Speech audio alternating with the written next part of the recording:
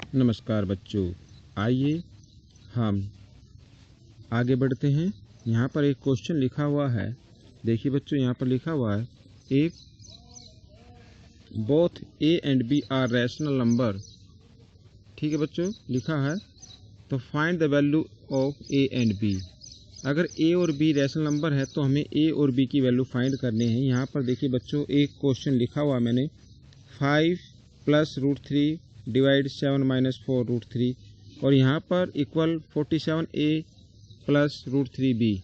यहाँ पर जो a है और यहाँ पर जो b है, हमें इसकी वैल्यू फाइंड करनी है। तो बच्चों, ये b हमने पहले क्वेश्चन में देखा था, पहले वीडियो में, कि ये b आगे लगा हुआ था, तो अब इसमें पीछे लगा हुआ। तो बच्चों, मैं आपको बता दूं कि b मल्टीपल्स के फॉर्म में होता है। ये आगे लिखा हो या पीछे लिखा हो, इससे कोई फ़र्क नहीं पड़ता। आइए हम इसको क्वेश्चन को सोल्व करना शुरू करते हैं। तो बच्चों, जैसे हमने सभी क्वेश्चन के अंदर किया है, वैसे ही इस क्वेश्चन के अंदर भी हम करने वाले हैं। चलो करते हैं।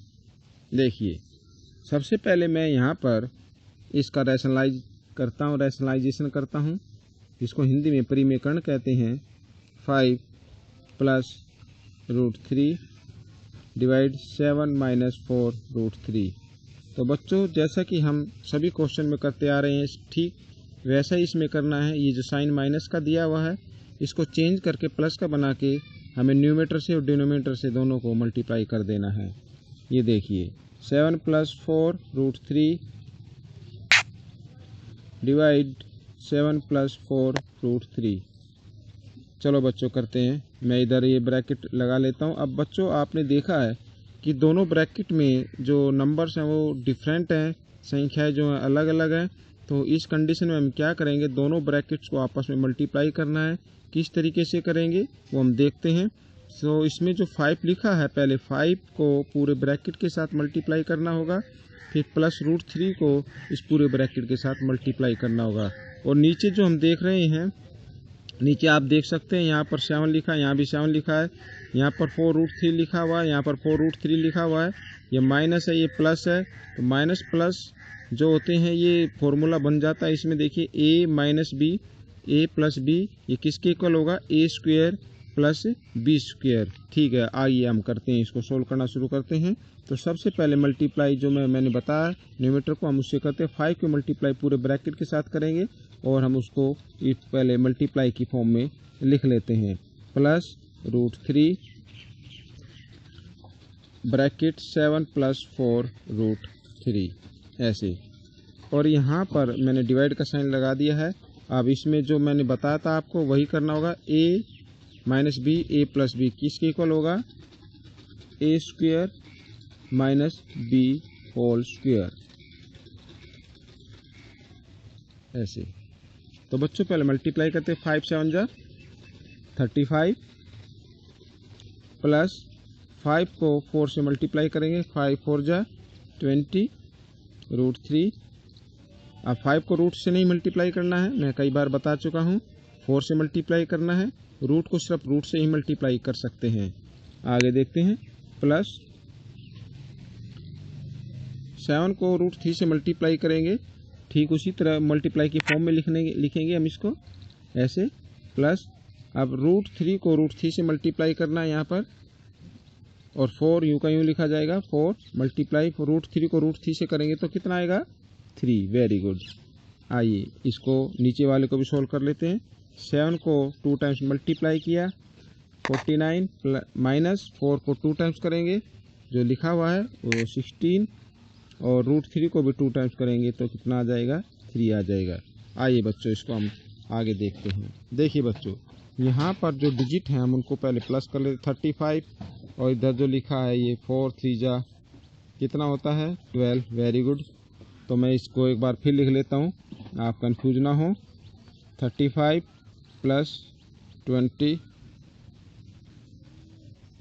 √3 + 7 √3 + 12 और डिवाइड में 49 - 48, 16 × 3 = 48 होता है। तो बच्चों, हमने ये इसको कर लिया है। आप नीचे देखो, डिनोमिनेटर में 49 - 48, 49 में से 48 को माइनस करते हैं तो 1 आता है, और 1 आपको नीचे डिनोमीटर के रूप में लिखने की ज़रूरत नहीं है। आगे देखते हैं।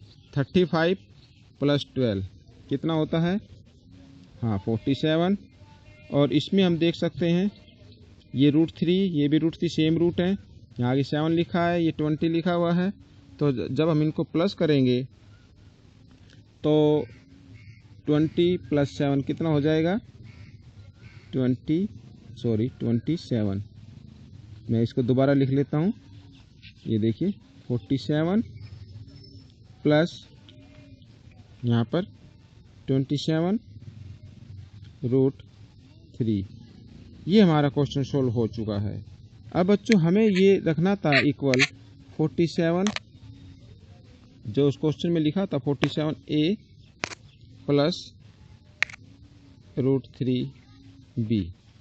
हमें बच्चों इस फॉर्म में इसको लिखना था। तो देखो बच्चों, यहाँ पर a की वैल्यू जो आई है वो ये a की वैल्यू ये हो गई, और √3 तो यहाँ पर जो लिखा है √3, ये √3 के इक्वल आएगा। और ये √3 के साथ में जो b लिखा है इसका मतलब ये b की वैल्यू 27 होगी, क्योंकि 27 भी मल्टीपल्स के फॉर्म में है और यहाँ भी b भी मल्टीपल्स की फॉर्म में है। तो a की वैल्यू बच्चों आ गई, a की वैल्यू तो आ गई है 47 और b की वैल्यू आ गई है 27। तो बच्चों ये क्वेश्चन हमारा सॉल्व हो चुका है और मुझे उम्मीद है कि आपको ये क्वेश्चन पूरा समझ में आ गया होगा। अगला क्वेश्चन में हम देखेंगे एक दूसरी तरीके का क्वेश्चन। देखिए बच्चों, यहाँ पर एक दूसरा क्वेश्चन लिखा हुआ है, क्वेश्चन 2। इफ x = 2 + √3, यदि x 2 + √3 के इक्वल है तो find the value of x² + 1/x² की वैल्यू हमें फाइंड करनी होगी। तो बच्चों इस क्वेश्चन को कैसे सोल्व करेंगे, ये भी कोई ख़ास मुश्किल नहीं है। आप ध्यान से देखें और मुझे उम्मीद है आप इसको बड़ी आसानी से कर सकते हैं, और इस प्रकार के अनेकों जो क्वेश्चन होंगे तो आप उनको भी सोल्व कर सकेंगे। तो देखते हैं बच्चों, यहाँ पर जो हमें गिवन है, we have x = 2 + √3। Okay, x की वैल्यू जो इसमें गिवन है वो हमने लिख ली है। अब हम बच्चों एक की ओर निकालेंगे 1/x की वैल्यू। अब बच्चों देखो ऊपर 1 लिखा है न्यूमरेटर के रूप में, तो 1, और x की वैल्यू क्या है, ये रही। तो हम इसकी जगह x की जगह ये वैल्यू लिखने वाले हैं +√3। तो बच्चों हमने ये वैल्यू लिख ली है। अब हम आगे इसको सोल्व करना शुरू करते हैं। हम इसी पार्ट को आगे बढ़ाएंगे। तो बच्चों हमने देखा यहाँ पर ये न्यूमरेटर बन गया, ये डिनोमिनेटर बन गया, और जब डिनोमिनेटर रूट के अंदर आता तो हम क्या करते हैं, रैशनलाइज करते हैं, उसका परिमेयकरण कर देते हैं। आइए हम इसको सोल्व करते हैं। ये देखिए यहाँ पर प्लस का साइन दिया हुआ है और हम इस साइन को चेंज करने वाले हैं, माइनस का बनाकर न्यूमरेटर से और डिनोमिनेटर से दोनों को मल्टीप्लाई करेंगे। 2 - √3 और 2 - √3, ये देखिए। ठीक है बच्चों, आइए इसको 1 से मल्टीप्लाई करते हैं। तो 1 से मल्टीप्लाई करने पर नंबर वही होगा, मैं यहाँ पर लिख देता हूँ 2 - √3, और यहाँ पर फिर वही बच्चों a + b a - b, तो क्या होगा a² - b²। Very good. अब देखिए बच्चों आगे इसको करते हैं सोल्व। 2 - √3 और 2 को 2 टाइम्स मल्टीप्लाई करेंगे, इधर जो लिखा है 2 को 2 टाइम्स मल्टीप्लाई करेंगे तो कितना आएगा 4। यहाँ पर 4 आ गया, माइनस √3 को 2 टाइम्स मल्टीप्लाई करते तो कितना आएगा 3 आ जाएगा। ओके, तो 2 - √3 और नीचे 4 में से 3 माइनस करेंगे 1 आता है, और इसके नीचे 1 लिखने की आपको ज़रूरत नहीं है। तो बच्चों ये 1/x की वैल्यू आ गई। देखिए बच्चों दोबारा मैं लिखता हूँ, x की वैल्यू क्या है 2 + √3, और 1/x की वैल्यू क्या है 2 - √3। समझ में आ गया बच्चों। अब हमें जिसकी वैल्यू फाइंड करनी है उस नंबर को इधर लिख लेते हैं। देखते हैं, इधर लिख लेते हैं, यहाँ पे लिख देता हूँ मैं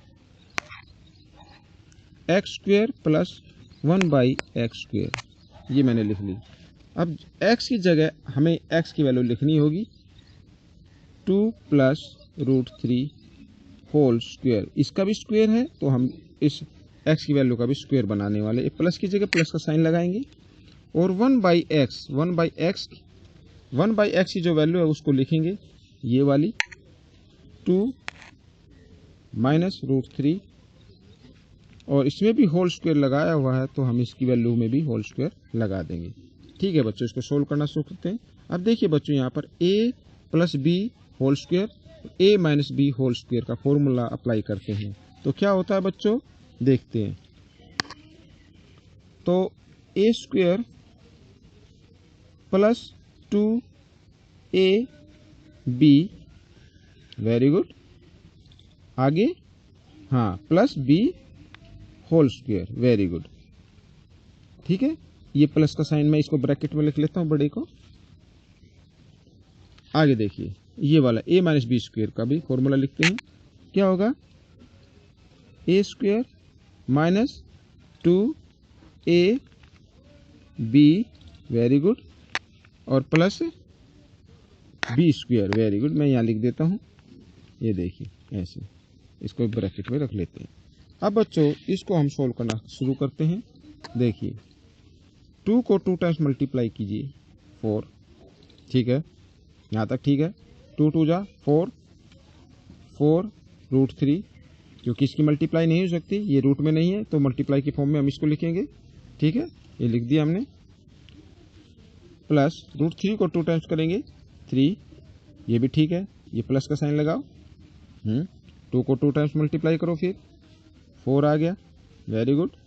अब 2 × 2 = 4, वही तरीका जो पहले में किया था, तो 4 √3, ओके, प्लस √3 को 2 टाइम्स करेंगे 3 आ जाएगा।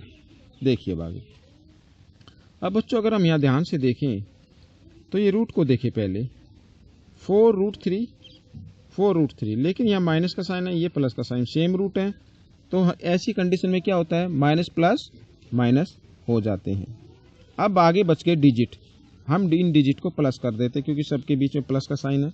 देखिए 4 और 3 7, 7 और 4 11, 11 और 3 14, तो बच्चों ये 14 आ गया, 14 इसका ये आंसर बन गया। तो बच्चों ये क्वेश्चन सॉल्व हो चुका है, इसमें कोई ज़्यादा मुश्किल नहीं थी, कोई डिफ़िकल्टी नहीं थी, और मुझे उम्मीद है कि ये क्वेश्चन आपकी समझ में आ गया होगा। बच्चों यदि ये क्वेश्चन आपकी समझ में आया है, ये वीडियो आपको पसंद आया है तो लाइक कीजिए और अपने सभी दोस्तों को इस क्वेश्चन के बारे में बताइए, इस क्वेश्चन को शेयर कीजिए। धन्यवाद।